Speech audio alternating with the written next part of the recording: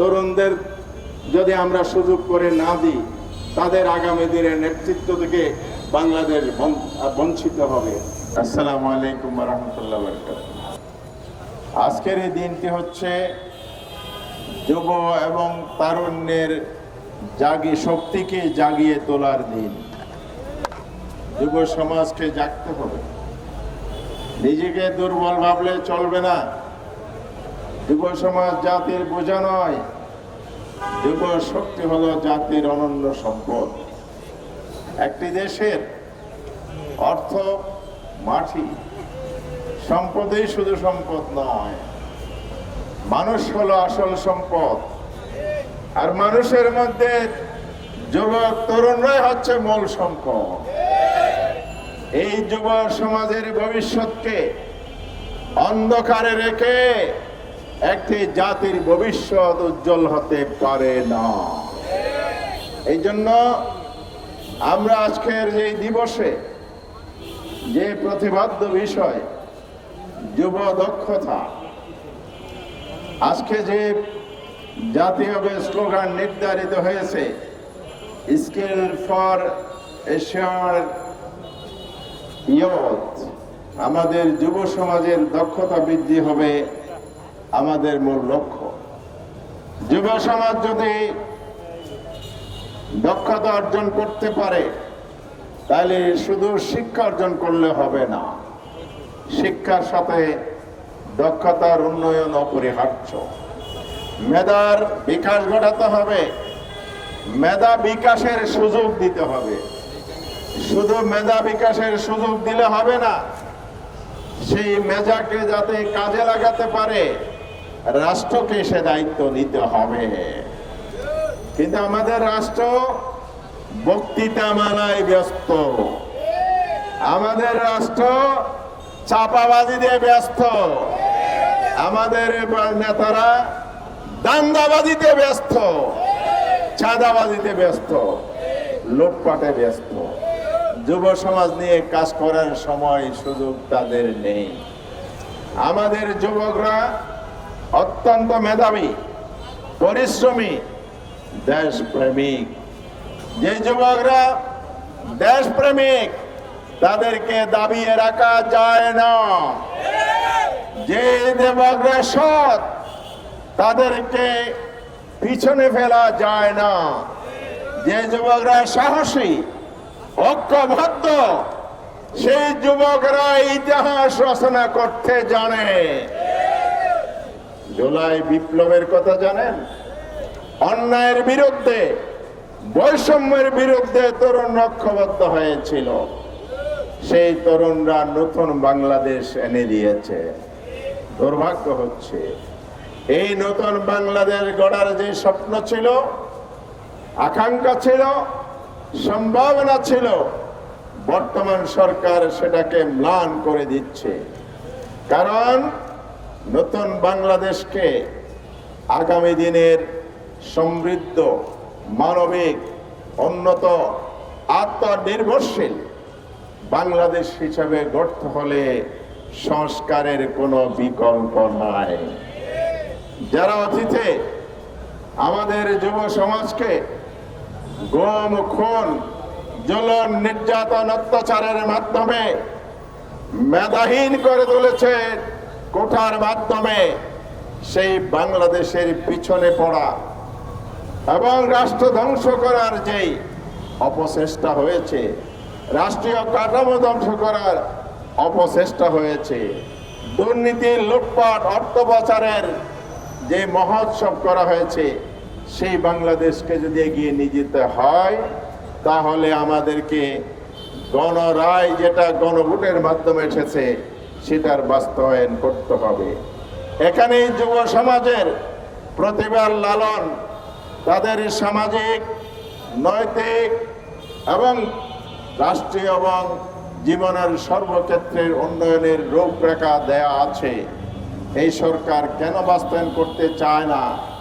এই জন্য বাস্তবায়ন করতে চায় না, যদি গণভোটের রায় বাস্তবায়ন হয়, তাহলে মানবাধিকার কমিশন স্বাধীন হবে, শক্তিশালী হবে। এই মানবাধিকার কমিশন যদি শক্তিশালী হয়, অতীতে যেভাবে যুব সমাজকে রাজনৈতিক কারণে, রাজনৈতিক বিবেচনায় গুম করা হয়েছে, খুন করা হয়েছে, সেটা বন্ধ হবে। আপনারা কি চান আপনার ভাইরা গুম হোক? আপনারা কি চান আপনার সন্তান গুম হয়ে যাক, খুন হয়ে যাক, জুলুমতন্ত্রের শিকার হোক? এটা চান? তাহলে সরকারকে বলবো অবিলম্বে সংস্কার বাস্তবায়ন করুন। আমাদের যুব সমাজ এগিয়ে দিতে চায়, তারা নিজেরা যেমন উদ্যোক্তা হতে চায়, আবিষ্কারক হতে চায়, বিজ্ঞানী হতে চায়, প্রতিভা বিকাশ করে দেশকে গড়তে চায়, দেশের নেতৃত্ব দিতে চায়। শুধু রাজনৈতিক কারণেই তাদেরকে যদি দাবিয়ে রাখার অপচেষ্টা হয়, তাহলে বাংলাদেশ এগিয়ে যাক, সেটা আপনারা চান না। যদি সংস্কার হয়, দুর্নীতি দমন কমিশন স্বাধীন হবে, শক্তিশালী হবে। আমাদের সরকার বাহাদুরের যারা নব উদীয়মান সন্ত্রাসী চাঁদাবাজ, তাদের চাঁদাবাজি দুর্নীতি দমনের জবাবদিহিতার আওতায় আসবে। সরকারের এমপি মন্ত্রীদের দুর্নীতি লুটপাটের জবাবদিহিতার আওতায় আনা হবে। আপনারা কি চান বাংলাদেশকে আবার অর্থনৈতিক দুর্বল অবস্থায় সেই তলাবিহীন জুড়ির ইতিহাসের দিকে ফিরিয়ে যেতে চান? যদি না চান, তাহলে সরকারকে বলবো জনগণের দাবি পূরণ করুন, জনগণের রায় বাস্তবায়ন করুন, অবিলম্বে সংস্কার পরিষদ গঠন করে সংস্কার করুন। আজকের এই বাংলাদেশের মানুষ এখনো বেকারত্বের গ্লানিতে, আজকে তরুণ সমাজ বিশেষ করে উচ্চশিক্ষিত প্রতি 5 জন যুবকের মধ্যে, তরুণের মধ্যে 1 জন বেকার। এবার অঙ্ক মিলান কত % বেকার আছে। এদিকে বাংলাদেশের ভবিষ্যৎ চিন্তা করে এই যুব সমাজকে কর্মসংস্থান, কর্মমুখী শিক্ষার মধ্য দিয়ে কর্মসংস্থানের ব্যবস্থা করার পরিকল্পনা নাই। ওনারা বলেন আমরা শিক্ষায় সর্বোচ্চ বাজেট দিয়েছি আমার ভবিষ্যৎ প্রজন্মকে গড়ার জন্য, কিন্তু আমরা দেখছি আপনারা তো শিক্ষায় বাজেট দিয়েছেন শিক্ষাঙ্গন দখল করে চাঁদাবাজির বিস্তার করার জন্য, ছাত্র দলের মাধ্যমে ঠিকাদারি টেন্ডারবাজি করার জন্য। না হয় আলিয়া মাদ্রাসা দখল করতে গেলেন কেন? জগন্নাথে হামলা কেন? ঢাকা কলেজে হামলা কেন? বাংলা কলেজে হামলা কেন? সন্ত্রাস বন্ধ করতে হবে, সন্ত্রাস বন্ধ করতে হবে, শিক্ষাঙ্গনের পরিবার নিশ্চিত করতে হবে। তাহলে তরুণরা আগামী দিনের শিক্ষিত হবে, দক্ষ হবে, দেশ গড়বে, দেশের ভবিষ্যৎ রচনা করবে। আসুন, কথা আর বাড়াতে চায় না, তরুণদেরকে জাগতে হবে, ঐক্যবদ্ধ হতে হবে অন্যায়ের বিরুদ্ধে। আমরা বাংলাদেশ জামায়াত ইসলামী স্পষ্টভাবে বলতে চাই, আমাদেরকে দায়িত্ব দেন, এই তরুণ সমাজ আমরা গড়ে তুলব। কারণ আমরা জানি আমাদের এই তরুণরাই বিদেশে যায়, পড়ালেখা করে আর ফিরে আসে না। কারণ তারা জানে এই তরুণদের মেধার মূল্যায়ন হয় না।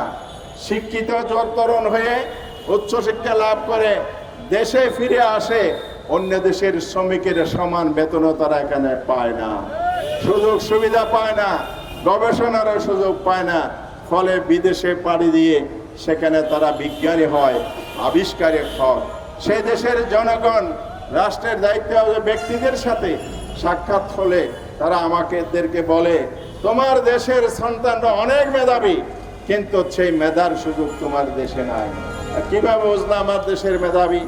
তোমার দেশের মেধাবীরা তো এখানে আমাদেরকে ড্রোন আবিষ্কার করে দেয়, নতুন নতুন অর্থের সম্ভাবনার দিগন্ত উন্মোচিত করে, এর মধ্যে দিয়ে তোমার সোনার সন্তানরা আমার দেশকে সোনালী ভবিষ্যৎ রচনা করে দেয়। তাহলে তোমরা যদি তোমাদের দেশে তাদেরকে সুযোগ দিতে, বাংলাদেশ অনেক দূর এগিয়ে যেত। প্রিয় ভাইরা, এই যে মেধার অবমূল্যায়নের কারণে তরুণদের মেধা পাচার হয়ে যাচ্ছে। আজকে এই জায়গা থেকে বাংলাদেশকে ফিরিয়ে আনতে হবে। তরুণদের যদি আমরা সুযোগ করে না দিই, তাদের আগামী দিনের নেতৃত্ব থেকে বাংলাদেশ বঞ্চিত হবে। এই জন্য বাংলাদেশ জামায়াত ইসলামী তরুণদের জন্য যোগ উপযোগী বিজ্ঞানসম্মত কর্মমুখী শিক্ষা গড়ে তোলা, তার সাথে শিক্ষার সাথে সততার সমন্বয় করে একজন দক্ষ যোগ্য সৎ নাগরিক হিসাবে গড়ে তুলতে চায়। এই তারুণ্যের শক্তি আগামী দিনে বাংলাদেশ হবে অর্থনৈতিকভাবে সমৃদ্ধ একটি বাংলাদেশ।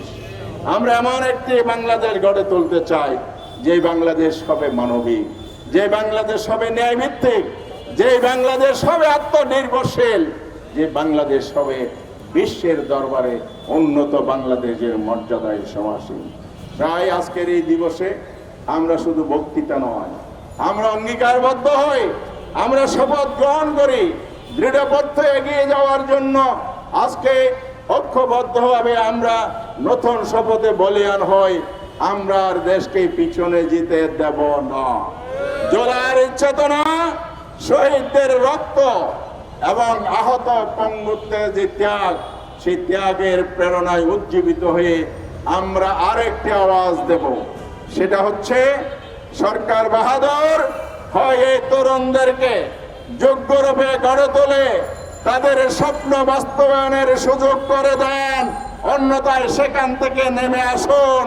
অন্যরা এসেই আমরা গিয়ে ইনশাআল্লাহ তরুণদেরকে গড়ে তুলব, দেশকে গড়ে তুলব। এই প্রত্যাশা ব্যক্ত করে তরুণ সমাজকে আবারও সেই আগামীর বাংলাদেশ গড়ার যে স্বপ্ন নিয়ে আমরা পার্লামেন্টে জুলাই সনদের যে গণরায় বাস্তবায়নের দাবি জানাচ্ছি, সেটা যদি না হয় রাজপথে আপনাদের ভবিষ্যৎ রচনার এই জুলাই সনদ বাস্তবায়ন করা হবে ইনশাআল্লাহ। আসুন, সেই জন্য সরকারকে বাধ্য করতে হবে আন্দোলন এবং সংগ্রামের মাধ্যমে। জাতির ভবিষ্যৎ রচনার জন্য যুব র্যালি থেকে আজকে নতুন করে আমরা শপথ নেব। আমরা আপসহীন সংগ্রামের মাধ্যমে দেশের জনগণের দাবি আদায়ের জন্য দেশের স্বার্থে ইনশাআল্লাহ আরেকটি পরিবর্তন এই বাংলাদেশে আনব। সবাইকে সেভাবে প্রস্তুত আছেন? সেই অঙ্গীকারকে আমরা নিলাম, সেই শপথকে আমরা বলিয়ান হতে পারি ইনশাআল্লাহ। ঐক্যবদ্ধ শক্তিকে কেউ আর দাবিয়ে রাখতে পারবে না। বাংলাদেশ এগিয়ে যাবে। যুব সমাজের জয় হোক, বাংলাদেশের জয় হোক, দেশবাসী জাতির উন্নয়ন সর্বত্র প্রতিফলিত হোক। এ প্রত্যয় ব্যক্ত করে আমার বক্তব্য শেষ করছি। আল্লাহ হাফেজ। বাংলাদেশ জিন্দাবাদ। বিশ্ব যুব দিবস সফল হোক। আসসালামু আলাইকুম ওয়া রাহমাতুল্লাহ।